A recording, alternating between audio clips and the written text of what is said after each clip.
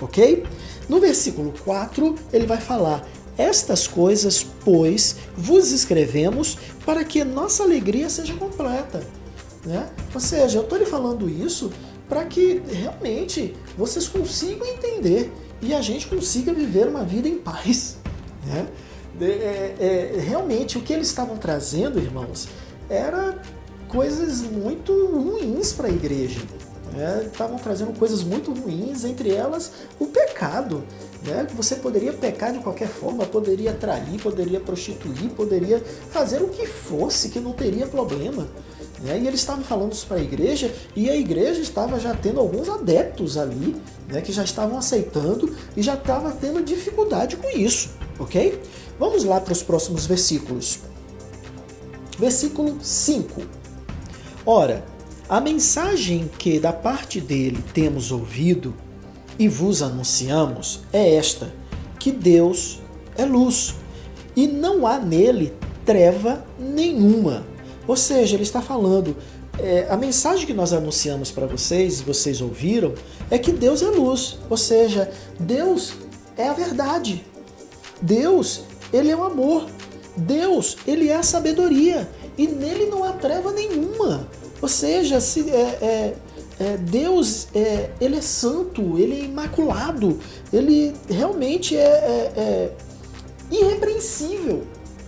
Então, ele está falando disso, acerca disso, que Deus é luz, que Deus é verdade, nele não há treva nenhuma, dele não há escuridão nenhuma. Por quê? Porque tudo nele é transparente.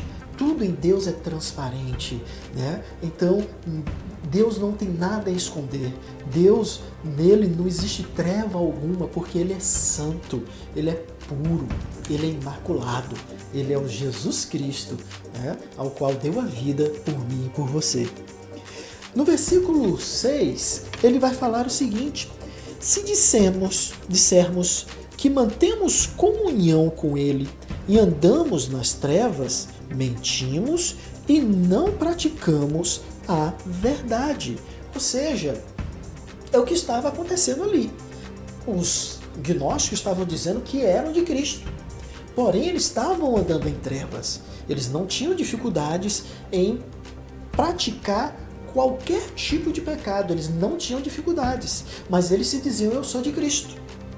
Quando você vê alguns irmãos, que se dizem cristãos, mas eles fazem e praticam práticas pecaminosas, a gente tende a estranhar, Por quê?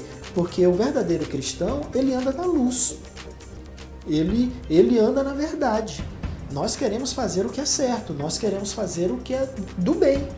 E quando vemos aqueles que se dizem que são cristãos, mas fazem coisas totalmente que são contradizentes ao Evangelho, então nós estranhamos. Agora imagine aquela situação de João, que estava muito mais exacerbado, porque como nós acabamos de estudar, eles estavam dizendo que poderiam pecar de forma livre, não teriam problema, não tem dificuldade nenhuma em pecar. E aí ele vai falar, se dissermos que mantemos comunhão com ele e andamos nas trevas, mentimos e não praticamos a verdade. Agora ele fala, se porém andarmos na luz, como ele está na luz, mantemos comunhão uns com os outros. E o sangue de Jesus, seu Filho, nos purifica de todo o pecado. Então, o que estava acontecendo? Muitos irmãos naquelas igrejas, eles estavam assim bem exacerbados, assim, assustados com o que estava acontecendo naquela época. Por que eles estavam assustados? Porque muitos daqueles, os falsos profetas, que são os gnósticos, eles tinham dificuldade em amar. Ou seja, se o gnóstico pregasse para aquele irmãozinho e o irmãozinho não aceitasse, ele não teria dificuldade nenhuma em excluí-lo. Ou seja, o verdadeiro cristão, ele tem longanimidade, Nós temos paciência. Talvez você veja um irmão seu que está né, que estava bem na igreja, estava ali, né, fazendo tudo certinho, né? Ele era a igreja, ele era feliz, e de uma hora para outra ele abandonou tudo, voltou para as práticas errôneas do passado, né? Então, nós como verdadeiros cristãos temos que realmente ter paciência com essas pessoas, ter empatia, entender o que estava acontecendo, conversar com elas, né? Ver e rever o que estava acontecendo e não simplesmente abandoná-las. Porque uma vez eu ouvi um pastor falando e realmente eu achei o que ele falou algo muito consistente. Ele falou que nós somos o único exército que abandona os seus soldados no campo de guerra. E realmente é o que eu tenho visto muito, muito, muito. Então, nós como verdadeiros cristãos, nós temos que olhar em amor. É por isso que a Bíblia fala, se seus olhos são bons, todo o seu corpo será bom. Lá está escrito em Mateus 6:22. Se os seus olhos são trevas, todo o teu corpo será trevas. Porque o nosso olhar tem que ser diferenciado. O seu olhar tem que ser diferenciado. Talvez quando você olha uma pessoa que muitos dizem ali, esse aí vai dar para isso, vai dar para aquilo. O cristão não.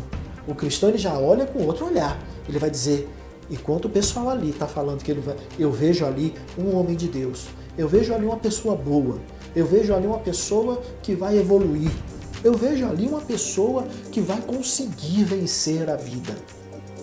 Então, o nosso olhar realmente tem que ser um olhar bom. Porque quando assim olhamos, nós que temos a mente de Cristo, né, consequentemente temos ali a visão, tudo de Deus, então enxergamos como Cristo enxergou. E portanto todo o nosso corpo será luz. Agora, quando nós pensamos diferente, isso aí esse é perdido mesmo, está perdido, entrega na mão de Satanás, é que muitos cristãos falam, né? Entrega na mão de Satanás, irmão, esse aí não tem jeito não, e tal, né? Nós vemos muito isso e abandonam os irmãos, né? Os irmãos às vezes estão passando por muitas dificuldades e lutas e às vezes não encontraram apoio, né, dos irmãos da igreja, né, os irmãos, e aí o que acontece? Se entristecem, ou até mesmo existem irmãos que já têm outras situações, mesmo saiu porque não estava mais, né, gostando daquela situação e saiu porque quis, né? E mesmo assim a gente tem que ter parcimônia. E portanto, como verdadeiros cristãos, nós precisamos procurar entender todas as situações, não apenas tratar as pessoas como um todo, porque existem pessoas, até mesmo pastores, que não tratam as pessoas individualmente, porque cada pessoa é uma pessoa, mas muitos deles já estão tão ali acostumados, né? Estão tão ali já profissionais do púlpito, que já chega e fala, não, vai lá para a igreja, se junte com os irmãos e tal, e aquela coisa que você vai ficar bem. Mas não trata mesmo, não gasta tempo com você ali. Vamos orar, irmãos. Eu estou com você nessa luta, você não está sozinho. O que você está precisando? Vamos unir a igreja, né, para poder lhe ajudar. O que você está precisando? Talvez isso seja utopia, né? Talvez eu esteja pensando um pouco utópico demais, eu não sei, né? Mas a igreja verdadeira de Cristo deveria ser assim, né? Nós deveríamos ter mais responsabilidades uns com os outros, não deixar nossos irmãos passar dificuldades, porque como igreja, você que é a igreja de Cristo, você é meu irmão de verdade, mas nós fazemos distinção disso, né? Nós fazemos distinção, nós tratamos os nossos irmãos como pessoas que não são nada nosso, né? Se ele precisar, ele que se vire. Logicamente que eu não estou falando generalizando, irmãos. Vocês precisam entender isso. Eu não estou generalizando, né, mas existem muitas situações, vocês já viram, eu já vi, e muitos vivem isso até hoje, né, que as igrejas realmente passam por situações ali que os irmãos ficam, né, muitas vezes abandonados. Versículo 8. Se dissermos que não temos pecado nenhum, a nós mesmos nos enganamos, e a verdade não está em nós. Porém, ele vai no 9 agora, ele vai falar o seguinte: se confessarmos os nossos pecados, ele é fiel e justo para nos perdoar os pecados e nos purificar de toda a injustiça. Então, o que João estava querendo passar com isso? Ele fala, se dissermos que não temos pecado nenhum, a nós mesmos nos enganamos e a verdade não está em nós. Ou seja, nós somos pecadores, irmãos. Se não fosse por Cristo, nós estaríamos numa situação muito difícil. Nenhum de nós teríamos condições de estarmos junto ao Pai, se não fosse por Jesus Cristo. Então, o que acontece? Você e eu precisamos entender que a graça, né, que é um favor imerecido, que foi dado a mim e a você, não foi dado por merecimento e nem é dado por merecimento, ok? Muitos cristãos caem no erro de achar que vão ser salvos porque eles fazem boas obras, e não é isso. Porém, tem um ditado que diz, nós não somos salvos pelas obras, mas somos salvos para as obras. Então, de verdade você não é salvo porque você faz boas obras, mas você é salvo pela fé que você tem em Cristo Jesus. Se você tiver fé em Cristo Jesus, né, entender, viver este evangelho, realmente aí você pode se dizer. Agora entenda o seguinte, se você tem fé em Jesus, você vive o evangelho da graça, o evangelho de Cristo, então fatalmente, irmãos, não tem jeito. Você é alguém que tem dentro de si o desejo de ajudar o seu próximo. Porque aquele que se diz de Cristo, porque ele é alguém que ama. Porque o evangelho de Cristo, ele é totalmente embasado no amor. E esse amor, ele transcende todo o nosso entendimento. E, portanto, aqueles que agora estão em Cristo Jesus, eles querem fazer boas obras, eles querem ajudar o próximo. E isso está no meu DNA, está no seu DNA, está no DNA até mesmo de quem não é, né, de Cristo. Então, observe isso. Mas é interessante você notar, né, que mesmo apesar de tudo isso, você precisa entender que nós somos pecadores, sim. Nós somos pecadores, porém fomos justificados na cruz por Cristo Jesus. E aí ele fala o seguinte, olha, se nós falamos, né, se nós falamos que não temos pecado algum, a nós mesmos nos enganamos e a verdade não está em nós. Ou seja, aqueles homens estavam dizendo, não, eu não sou pecador, não sou pecador, não pratiquei. Aquele pecado ali não é pecado porque a carne é podre, eu posso pecar, então aquilo não é pecado não. Agora o meu espírito, ele é santo, ele está bem, ele não tem dificuldade nenhuma e eu vou ser salvo, né? Eles negavam toda essa questão do pecado, eles negavam literalmente, né? E portanto eles estavam agindo de forma errada, né? E aí no versículo 9 ele vai falar, se confessarmos os nossos pecados, ele é fiel e justo para nos perdoar os pecados e nos purificar de toda injustiça. Aí agora nós vemos o Paracletos, né, de Deus, porque quando nós estamos numa situação difícil na justiça, nós chamamos um advogado para ir advogar em nosso favor, para ir nos defender, para ir nos inocentar, e ele vai junto conosco. Agora observe que a situação de Cristo já é uma situação totalmente diferente. Ele não vai conosco, ele se põe em nosso lugar. E quando Deus olha para mim, se ele olhasse para mim e olhar um pecador, e olhando esse pecador, agora ele viria que não teria condição de ser salvo, agora Cristo no meu lugar, ele olha para Cristo e agora, né, eu fui justificado por Cristo, e quando ele olha para mim, que vê Cristo, ele agora não vê pecado nenhum, porque eu fui justificado, porque eu fui lavado pelo sangue de Jesus. Você foi lavado pelo sangue de Jesus, e é motivo de glorificarmos a Deus por isso. Deus é bom, Deus é maravilhoso. Até nas situações difíceis que nós passamos, irmãos, é importante você entender que você passa por lutas para crescer, que nós passamos por lutas para crescimento. Eu sei que tem lutas que são terríveis, que muitos estão passando por muitas lutas, mas lá na frente você vai estar dando glória a Deus. Então, irmãos, é motivo de nos alegrarmos.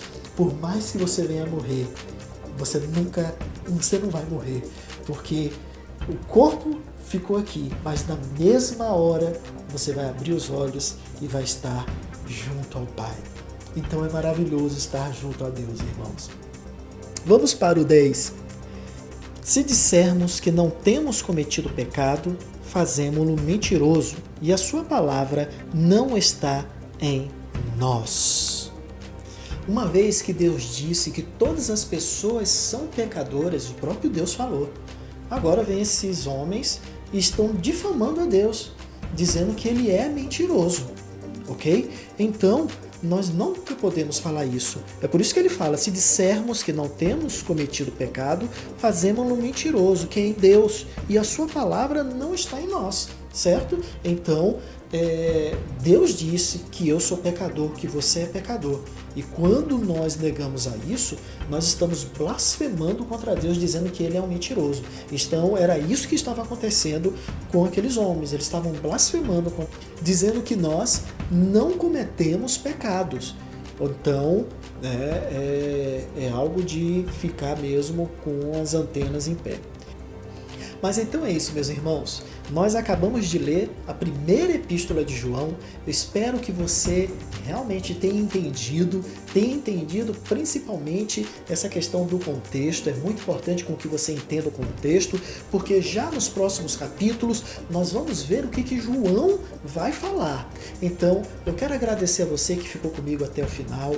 Vou te pedir de novo, não esquece de dar o seu like, não esquece de se inscrever no canal e ative o sininho, porque toda vez que eu for lançar um vídeo, e é importante você entender, saber que toda semana eu estarei lançando um vídeo para você, para que a gente fique bem consistente na palavra. Eu quero você consistente na palavra e, portanto, toda semana estarei lançando vídeos para que vocês venham aprender mais. Então, no próximo vídeo, vamos falar sobre a Epístola de João no capítulo 2, ok? E, portanto, aperta ali no sininho para que você receba a notificação de quando eu enviar os vídeos, tá bom?